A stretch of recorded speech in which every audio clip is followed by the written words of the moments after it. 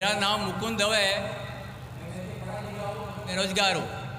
आपने बोला है कि जो इस्लाम कबूल करता है उसके हज़ारों गुनाह माफ़ हो जाता है, मगर मेरे हिसाब से सबका मालिक एक है और एक मालिक होते हुए किसको ये नज़र से देखता है और किसको वो नज़र से देखता है। हिंदुओं को माफ़ नहीं करेगा और जो इस्लाम धर्म स्वीकार करता है उसको माफ़ कर देगा। ये कौन सा ऊपर वाले का कानून है जो मेरी समझ में नहीं आ रहा है। बहुत अच्छा सवाल, बहुत अच्छा सवाल। मालिक एक तो सारे इंसानों के लिए अदल भी एक होता है। बहुत अच्छा सवाल, बहुत अहम सवाल। भाई का सवाल है कि ये किधर का मुसलमानों को माफ़ करता है, हिंदू को नहीं माफ़ करता है। मैंने आपसे कहा कि जो इंसान नाम का मुसलमान है, उसका नाम मोहम्मद, अब्दुल्ला, जाकिर है, तो वो काफ़ी नहीं जन्नत में जाने के लिए। मुस्लिम का मतलब वो इंसान जो अमन हासिल करता है अपनी ख्वाहिश, अपनी मर्ज़ी से खुदा के अहकामात पे अमल करने के बाद। यानी जो इंसान अपने मालिक के अहकामात पे अमल करता है वो सच्चा इंसान है। वो नाम का क्या है उसका मैं कोई लेना देना नहीं। यहाँ मैं कह रहा हूँ कि जो इंसान अल्लाह के अलावा किसी के साथ शिर्क कर रहा था, आज शिर्क करना छोड़ दिया, आज उसके गुनाह माफ़ होंगे। चाहे कोई भी हो, आप भी अगर कहते कि मैं शिर्क करना छोड़ दूंगा, अल्लाह के अलावा किसी और की इबादत नहीं करूंगा जो हिंदू मज़हब की किताब में लिखा है, और मैं मानूंगा आखिरी पैगंबर मोहम्मद सल्लल्लाहु अलैहि वसल्लम में, चाहे आप ईसाई है, चाहे आप हिंदू है, चाहे आप यहूदी है, आज आप अगर अपने मालिक का कहना मानेंगे तो आपका मालिक आपको माफ़ करेगा। लेकिन अगर आप कहेंगे मेरा मालिक एक, लेकिन मालिक का कहना नहीं मानेंगे तो मालिक कैसा माफ़ करेगा। मिसाल के तौर पे एक एग्जामिनेशन होता है, टीचर सारे तालिबे इल्म के लिए बराबर है।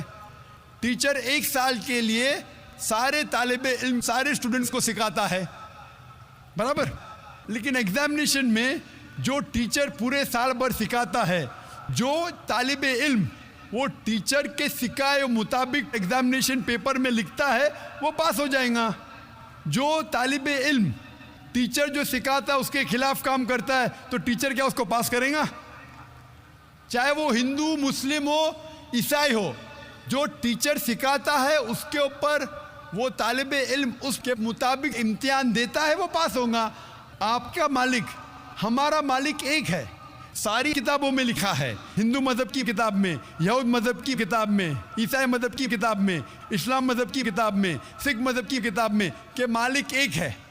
मालिक के अलावा किसी की इबादत नहीं करना चाहिए, खुदा के अलावा किसी की इबादत नहीं करना चाहिए। कल मैंने फरमाया था कि उस खुदा की कोई प्रतिमा नहीं, कोई अक्स नहीं, कोई फोटोग्राफ नहीं, कोई पिक्चर नहीं, कोई बुत नहीं, कोई मूर्ति नहीं। फिर अगर आप मूर्ति देंगे तो आप मालिक का कहना नहीं मान रहे। तो अगर आप मालिक का कहना मानेंगे, आपका नाम कुछ भी हो, मोहन हो, कुछ भी हो, शंकर हो या अब्दुल्ला हो, अगर आप मालिक का कहना मानेंगे तो आप सचमुच उस मालिक के बंदे हैं। अगर आप मालिक का कहना मानेंगे तो आपके गुनाह माफ़ हो जाएंगे। तो ये अरबी में कह रहा हूँ कि मुस्लिम तो लोग को ये लफ्ज़ से नफ़रत है। अगर नफ़रत है तो मैं मुस्लिम लफ्ज़ को निकालता हूँ। मैं ये कहता हूँ जो भी इंसान अपने मालिक का कहना मानता है उसे अरबी में कहते हैं मुस्लिम। लेकिन आपको मुस्लिम शब्द से नफ़रत है, मुस्लिम शब्द को निकाल दो। मैं ये कहूँगा जो खुदा के अहकामात पे अमल करता है, खुदा के कलमात पे अमल करता है, ये मानता है कि खुदा एक है, उसके अलावा किसी की पूजा नहीं करना चाहिए, वो इंसान के गुनाह वो मालिक माफ़ करेगा। आप अगर मानेंगे खुदा एक है, आप मानते खुदा एक है, आप मानते खुदा के अलावा किसी और को पूछना नहीं चाहिए, मानते? हाँ क्या नहीं मानते? आप मानते बुत परस्ती गलत है, आप मानते कि मूर्ति पूजा गलत है, आप मानते कि आखिरी पैगंबर मोहम्मद सल्लल्लाहु अलैहि वसल्लम है? नहीं मानते। बोलते हैं जैसे शिव शंकर को पैगंबर बोलते हैं, जैसे साईं बाबा को ये सब जो पैगंबर हो गए, ये हर फरिश्ते ऐसे ऐसे आते गए। आपने मेरी 15 तारीख की तकरीर सुनी? मैंने नहीं सुना। मोहम्मद सल्लल्लाहु अलैहि वसल्लम का जिक्र मुख्तलिफ मजहबी किताबों में, आप कैसेट लीजिए, मेरी तकरीर है मोहम्मद सल्लल्लाहु अलैहि वसल्लम का जिक्र मुख्तलिफ मजहबी किताबों में। इसमें मैंने साबित किया हूँ कि मजहबी किताब बदलने के बावजूद सब मजहबी किताब में लिखा है कि आखिरी पैगंबर आने वाले हैं। उस आखिरी पैगंबर का नाम है मोहम्मद सल्लल्लाहु अलैहि वसल्लम। आप हिंदू मजहब से ताल्लुक़ रखते? हिंदू मजहब की किताब में लिखा है, भविष्य पुराना पर्व 3 खंड 3 अध्याय 3 श्लोका 5 से 8 में लिखा है भविष्यवाणी मोहम्मद सल्लल्लाहु अलैहि वसल्लम की। आप पढ़ेंगे भविष्य पुराना पर्व 3 खंड 3 अध्याय 3 श्लोका 10 से 27 में मोहम्मद सल्लल्लाहु अलैहि वसल्लम का जिक्र है। आप कुंटब सुक्ता पढ़िए, अथर्वा वेद में लिखा है, किताब number 20 him number 127 shloka number 1 से 14 में लिखा है मोहम्मद सल्लल्लाहु अलैहि वसल्लम के बारे में। आप पढ़िए अथर्वा वेद किताब नंबर 20 अध्याय नंबर 21 श्लोका नंबर 6 और 7 में मोहम्मद सल्लल्लाहु अलैहि वसल्लम का जिक्र है।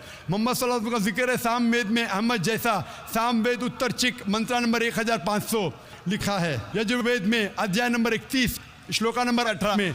आप पढ़ेंगे ऋग्वेद किताब नंबर 8 अध्याय नंबर 6 वर्ष नंबर 10 में।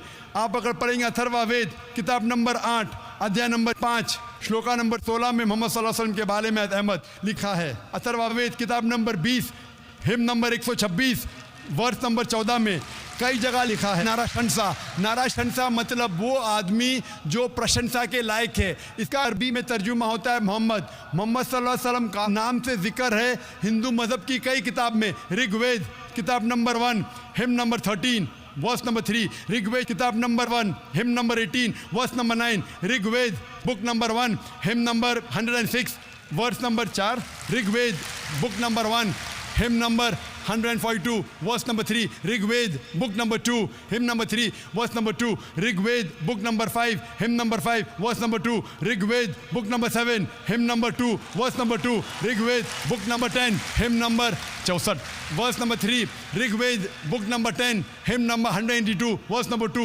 Yajurveda chapter number 20 verse number 55, Yajurveda chapter number 20 verse 37, Yajurveda chapter number 20 verse 57, Yajurveda chapter 21 verse number 31। मैं सिर्फ हवाले दे सकता हूँ आपकी किताबों में से सिर्फ घंटों तक, जिसमें लिखा है मोहम्मद सल्लल्लाहु अलैहि वसल्लम आखिरी पैगंबर है। आज जो इस्लाम कबूल कर रहे हैं उनको ये समझाओ कि इस्लाम धर्म क्या है।